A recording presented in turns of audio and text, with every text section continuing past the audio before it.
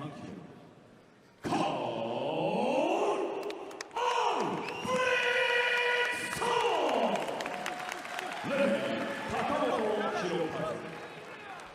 この試合はRIZIN MML 各ラウンド5分3ラウンド制でプレーします。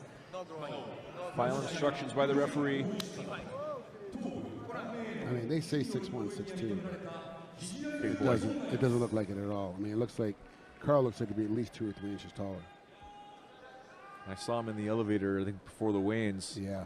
I was like, I need a couple phone books to stand up on here. Dude, he's huge. Here we go. For lots of power to be generated by these two.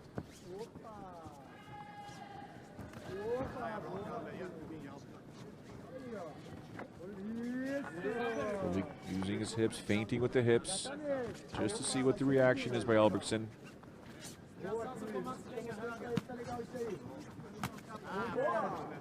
Nice left-handed there by Karl. Nice. Yeah, nervous energy there by Christiano right now. There's got to be a lot of pressure having the guy you look up to, the mentor and the coach in your corner. Not wanting to lose in front of him, not wanting to disappoint him. Oh my goodness! That is power with that left leg kick. Wow, that was to the body. It wasn't even to his legs. It still dropped him down. It swept him. It hit him so hard in the body, it upended him. Over a minute, or just a minute into this fight here. Joe Ferraro joined alongside by Frank Trigg, Yokohama Arena, RIZIN 15. Joining us from around the world. Don't forget to follow Frank Trigg. His Twitter is active right now. You can use the hashtag RIZIN 15. Follow yours truly at Showdown Joe. These two gentlemen here trying to make a statement, specifically sending a message to the gentlemen in our main event tonight, King Mo and Jiri Prochazka, who will be, one of them will be crowned the first ever light heavyweight champion.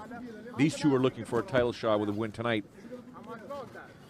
Albrektsson right now on top, getting past one leg.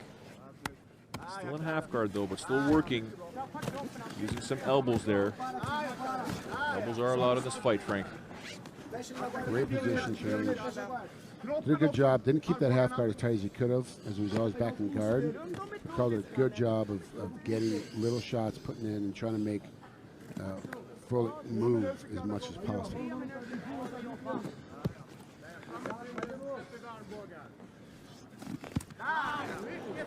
Releasing his left arm, throwing that elbow. Albertsson's working non-stop here. I guess doesn't want to fight. Doesn't want this fight to be stood up. Are you surprised with that, Frank? Considering he dropped him. Oh, nice up kick there by Frohlich. Well, also too, you might think, hey, that drop was just luck. I happened to catch him off balance. He was moving one way. I kicked him the other, made him fall down. It really wasn't me being better tactical. It's just I happened to catch him at the right time. So Karl's like, I don't want to be in that damage anymore. He might have got hit earlier and felt something that we didn't notice. So now he wants to be on top. But also too, his on top is working really well. So why give up that position if you don't have to? Frohlich active from the bottom with his feet here, trying to land an up kick.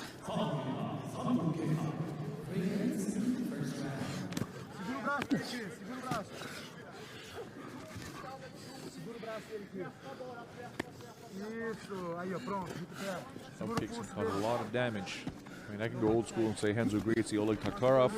Yeah. We can talk about, you know, what happened here in Japan with Gegard Musashi, Jacare.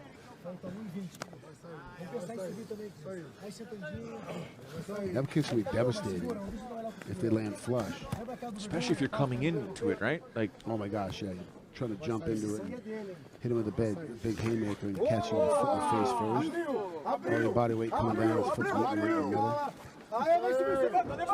Good push here, wow. And now is Frohlich able to stand up here. He's chasing Albrektsson. He throws his own body kick. He's got Albrektsson bloody, although that's not saying too much because Albrektsson is always bloody. Look for the knee there.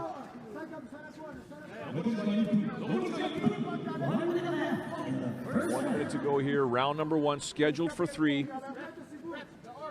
Look for the trip there by Albrektsson. Moving back, moving forward. They're in the corner now. He's using the arm. That's 2 takedowns. 2 takedowns just happened right there. And Christiano had his arm hanging over over the rope, and it stopped the takedown. You can see the grip from our angle here by Albrektsson. Telling him below the belt.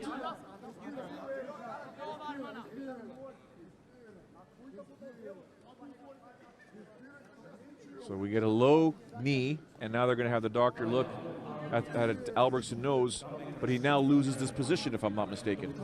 Yeah, which is bad because he had him in the corner, he had him being driven in, he had a good position.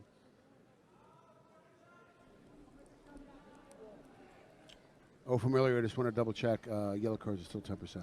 I don't know. 10% of the pay. Yep. I don't know. I didn't know if they moved or not. I had to double check that in the addition.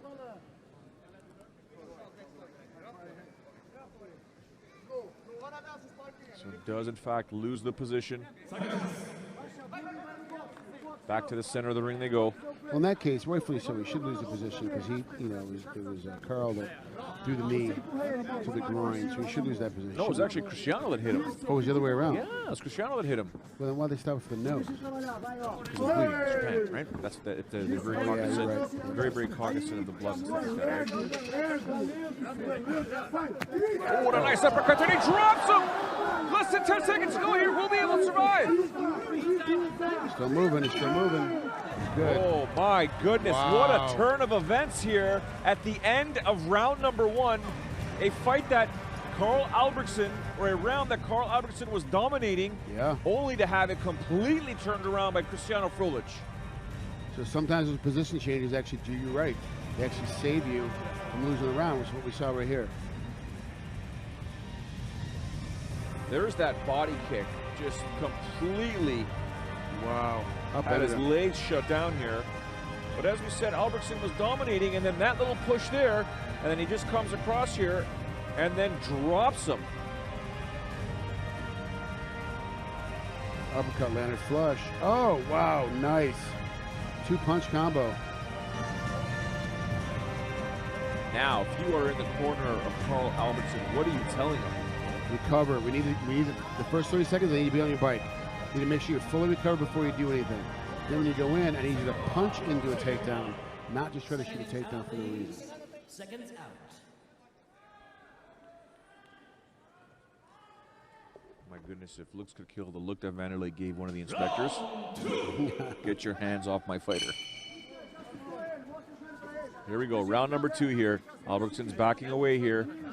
Maybe he still hasn't recovered fully. Frohlich is hunting. Looking to time. Threw that right on the offbeat there, Frank. Did you notice that?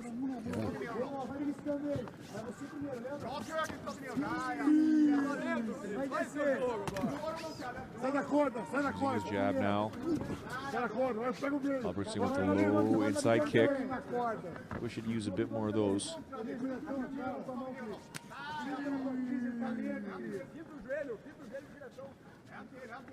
I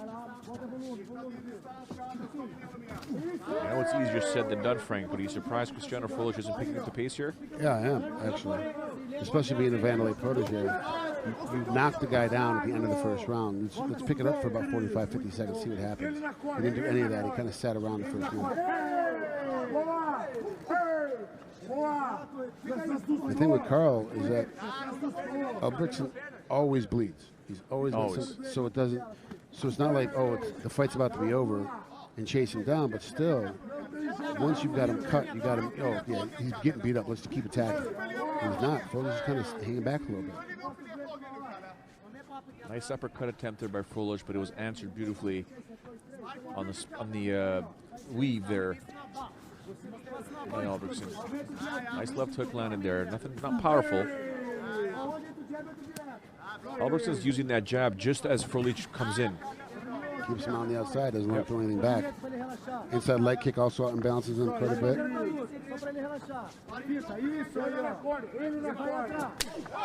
Wow, another. You see it now. Okay, so it hurt. Yeah.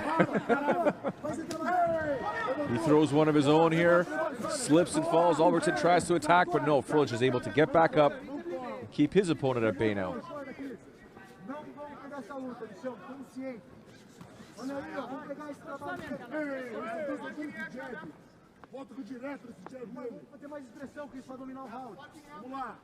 2 minutes, 36 seconds to go. Oh, nice answer there by Albrektsson.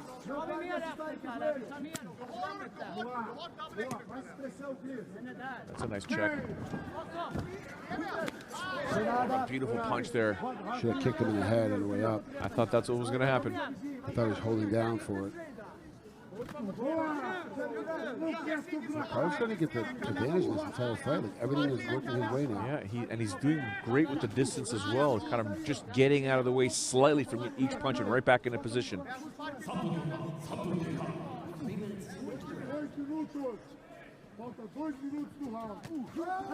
Karl walked right into that hook.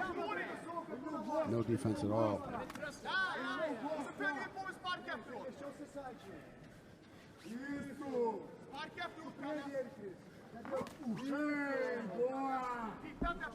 Really cheering on his fighter.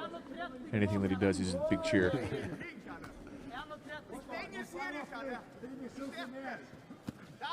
Oh, nice time there. Nice time right there, but a good answer back by Frohlich. Carlos threw that right, hit him, and it stood still. Yep. There's a nice body shot there. Those are going to add up. There. Oh, I think Frohlich is ready for that one. Hit his arm down, but now with its arm down, a perfect opportunity.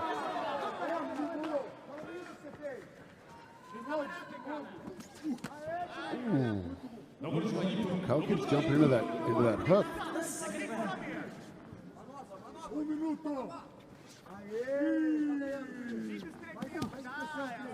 And I thought Frohlich was going to throw a low leg kick of where Albrektsson was standing. Albrektson's doing a really good job of moving his head left and right, and then as he dips to the left, that leg comes behind it. So even if you try to throw and catch him as he's dipping that way, you're catching a kick. What a combination thrown there by Frohlich. Tight, 30 small. seconds to go. We saw what he did in round one, Frohlich. Nearly had the fight stopped. Oh, a nice right landed there by Albrektsson there. He's winning this round, Frank, in my opinion. Wow, I mean, it's a little bit of back and forth. Just like in round one, Frohlich picks up the pace. Oh, a nice left landed there by Albrektsson.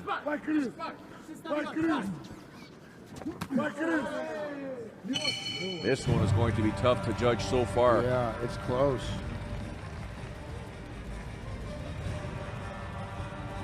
Now, of course, Albrektsson bleeding. No surprise there. The question is, though, in Frohlich's corner, what kind of advice are they giving him? Because he had the opportunity to pick up the pace after what happened in round number one, and he didn't. It's almost like he allowed Albrektsson back into the fight. He did, for sure, yeah. For sure, he let him back into it. And as a result, now he's still in a fight that he doesn't really necessarily have to be in still. Erickson feels like he still has a little chance to win. Obviously, Christiano has a chance to win. So now both guys are getting ready to do battle. Step into this next round when you could have had one guy kind of already on the fence, ready to quit at this point. But you let him off. You got to, you know, folks, when you're a fighter, this is your profession, you got to recognize, hey, I dropped that guy. It's only been a minute. Maybe he did recover, maybe he didn't. Give me 30 seconds to find out, one way or the other. If he recovered, they can back off and change their game plan. If he hasn't, they just keep attacking, and the fight's over in the next round. Here we go. Third and final round. Can one of these two gentlemen earn themselves a finish, sending a message to the gentlemen in our main event?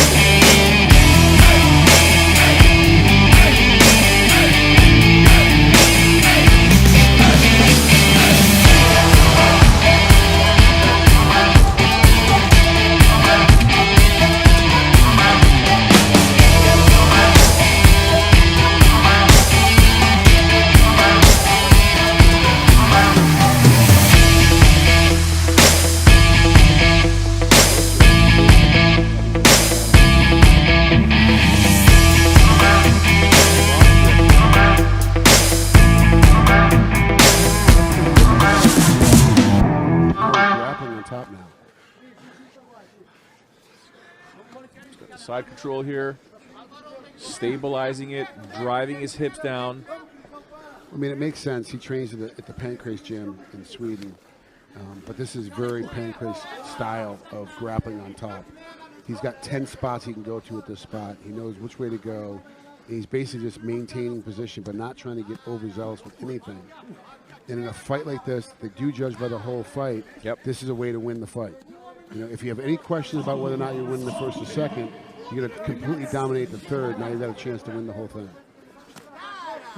Frohlich has now less than 2 minutes to get out of this position, swing the momentum into his favor, because right now he is cruising to a loss here in his debut at RIZIN.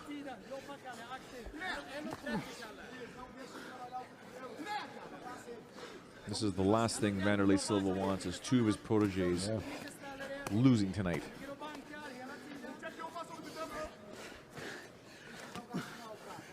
Minute 24 to go here. Just Albrektsson being systematic, chipping away at his opponent, trying to get some elbows in there, grinding the forearm across his opponent's forehead. We're talking about Vanderlei. If Frohlich loses, that both his fighters tonight lose. In most countries, it's the athlete's problem. You know, you lost. You know, you didn't do enough to win. But in Japan, if the roles reverse as a Japanese, like Abe or anybody else, any other coaches, they would take it upon themselves. Hey, it's my fault you lost. I didn't train you well enough to give you the right game plan. It's just interesting how the philosophies are changed with how fighters are looked at towards their athletes. Or coaches, rather, not fighters. Coaches are looked at towards their athletes. A plethora of rights, be it fists or elbows, being thrown by Albrektsson right now. None of them doing a lot of damage. None of them are going to be a finisher where he's going to quit or tap out or get knocked out. But it's enough that he's going to cut him open a little bit more. And got him cut on that right eye. And then the judges are going to see it. Oh, he completely dominated his top side. Albrektsson now trying to sneak that left knee through. 10 seconds to go here. Frohlich's corner saying, go, go, go, go. There's a knee there by Albrektsson. And even by the look on his face, Frohlich realizes, you know what? I lost this fight. Despite putting his hands up, Didn't do enough. Deep down inside, he knows he lost this fight. That's okay. A good showing. Came out and shows he can get hit and get beat up pretty good and still have the ability to be able to come back up and continue. I'm sure we'll see him back again. Of course, you got to remember, he's Vanderlei Silva's guy, so he's completely loved in Japan. I sincerely don't know if he'll be back. I just have a sense here that sometimes the way things are done, anything can happen. But the excitement factor is extremely important here. He's coming back, Joe. He's coming back.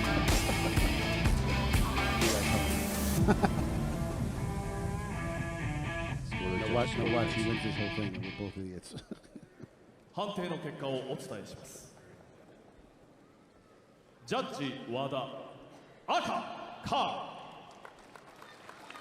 ジャッジ横山、赤カール。 There you have it, unanimous judges' decision victory for Karl Albrektsson as he takes on Christiano Frohlich with a unanimous judges' decision, moving his record to 9 wins, 2 defeats. Did he make enough of a statement to convince the RIZIN matchmakers that, you know what, he deserves to face the winner of whoever emerges victorious in tonight's main event for the light heavyweight championship between King Molawal and Yuri Prochazka.